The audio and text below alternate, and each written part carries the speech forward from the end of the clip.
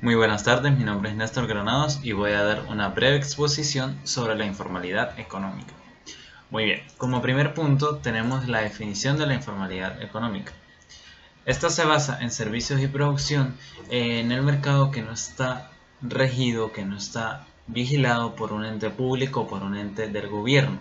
Es decir, este mercado es independiente, no se rige por ninguna ley le dé, que les dé normativas.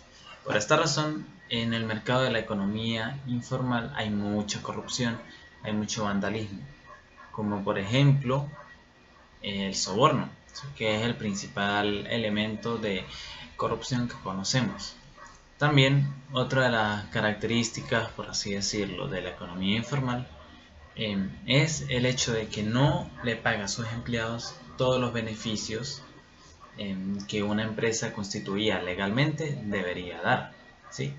Es decir, todo aquel gasto que ocurra durante las horas laborales corren por riesgo del mismo empleado, ¿sí? Como segundo punto tenemos la aproximación económica de la actividad informal. Para esto debemos definir qué es econometría.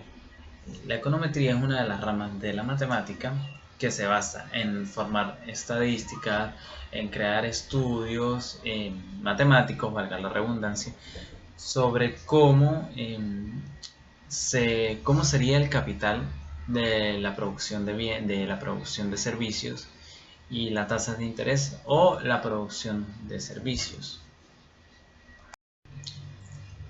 También el presupuesto, se pueden ver el índice de presupuestos de las tasas de interés, entre otros de estos elementos en la economía.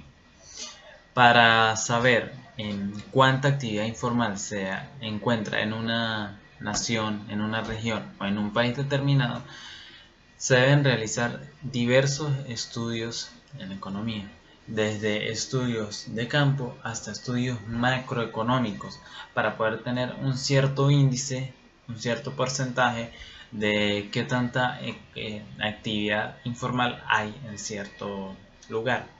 No se puede tener en cuenta, no se puede dar nunca en concreto un porcentaje exacto, ya que esto es indescriptible si no se puede saber con exactitud qué tanta actividad informal se encuentra en el país.